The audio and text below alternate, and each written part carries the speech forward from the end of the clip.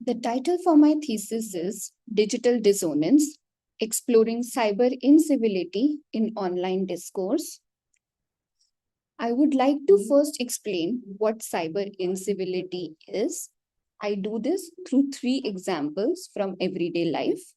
First is of Jane.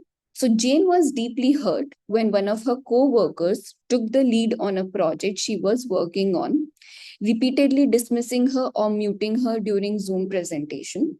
If Jane intervened, she was met with cold gestures like eye rolling or sighing. Second is of Emma. So, Emma felt frustrated when she was unable to submit her deliverables on time because her supervisor delayed replying to her emails.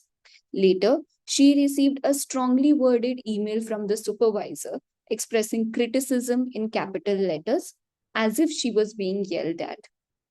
Finally, Amy's professional reputation suffered a significant setback when her colleague overwrote her files, which were stored in the shared folder of the project management system, resulting in the loss of valuable work.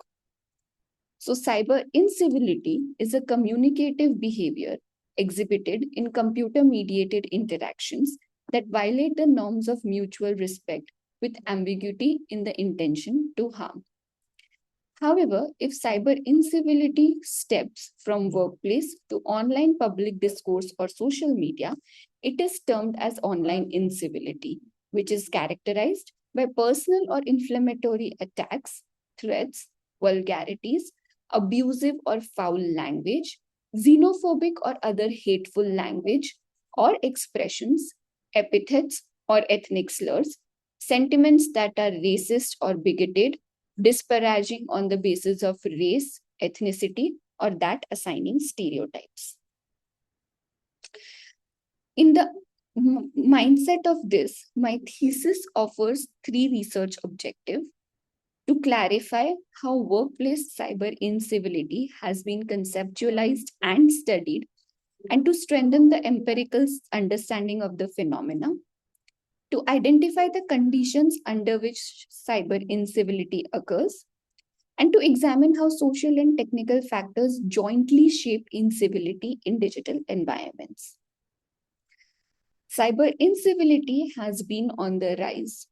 36% people in Poland agreed to have encountered incivility in online workplace meetings. Approximately 58% journalists in US find uncivil discussions about news most problematic part of social media. India has a digital civility index of 71% and a rank of 18 out of 22. That is, they are part of the bottommost quartile, indicating high incivility and high exposure to risk. Approximately $32 million were spent by US candidates during the 2020 presidential campaign for advertisement in uncivil tones. So, if cyber incivility is such a mild form of behavior, what would its consequences be? There were consequences like loss of money, loss of sleep, and then even more severe ones like depression or suicidal thoughts. In the light of this, I say the prevalence of online uncivil behavior and its detrimental effects poses several societal and organizational challenges. So, my thesis is a small attempt to bring intellectual coherence to the study of cyber incivility by positioning it through four studies. My first study establishes the conceptual backbone around cyber incivility through a scoping review of the existing literature. This scoping review results in a conceptual framework that explains the antecedents and outcomes of cyber incivility. One of the key contributions of this scoping review is the presentation of certain perspectives that explain the current nature of cyber uncivil behavior at workplace and propose solutions in order to prevent oversimplification and misrepresentation of future research. In doing so, this study explores what cyber incivility really is. My second study lays the empirical foundation behind the expressions of cyber incivility through a meta-analysis. In this study, it is made clear that cyber incivility is no longer a peripheral nuisance. Rather than, it is a full-fledged phenomena that needs to be studied as a serious threat to organization and its employees. In doing so, this study expresses why studying cyber incivility is important. My third study steps into the public digital domain and explores how cyber incivility is constructed in YouTube news based discourse. So, the uncivil architecture of YouTube news emerges from the strategic intentions of content creator as well as the platform features that YouTube affords them. This is done through discourse analysis, and it finally explores how cyber incivility is enacted. Ultimately, my final study explores what are the causal recipes that lead to the instigation of cyber incivility. Taking into account the perpetrator's point of view, this study explores what are the cultural and organizational factors that lead an employee to engage into uncivil behavior towards others.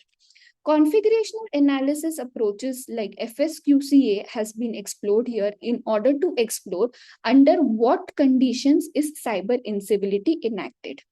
Therefore, together, these four studies express how cyber incivility is conceptualized, experienced, constructed, and enacted in a socio-technical phenomena. Overall, my thesis presents contributions in multiple domains. First is their implications towards organizations, HR managers, and employees. Second, through the discourse analysis study, this thesis also presents implication towards content creators, platforms, and audiences. Finally, this thesis also presents implications towards organization leaders and instigating employees. I will go through them one by one. For HR managers, it is important for them to conduct intervention strategies. There needs to be more coping behavior training. For employees, it is important for them to be more mindful of the content that they are presenting towards other employees. It is important to digitally disassociate yourself after your workplace. Second, I come to the content creators. For content creators, it is important for them to report, have objective and responsible journalism. It is important for them to be mindful of the reach that they have towards their audience. Platforms need to move beyond traditional detection mechanism and have more nuanced understanding of how uncivil content is being propagated online. And finally, audiences need to inculcate more critical viewing skills and have more media literacy. Finally, as the final contribution, organization leaders are advised to have more robust reporting mechanisms towards such uncivil acts. It is important to lay out guidelines regarding what would be the internet etiquettes or netiquettes, what would be the outcomes or consequences of such behaviors, how would they be penalized, etc. For instigating employees, it is important for them to be more mindful of what they are presenting. There should be certain ethical and moral frameworks in place, as well as employees should follow certain code of conduct.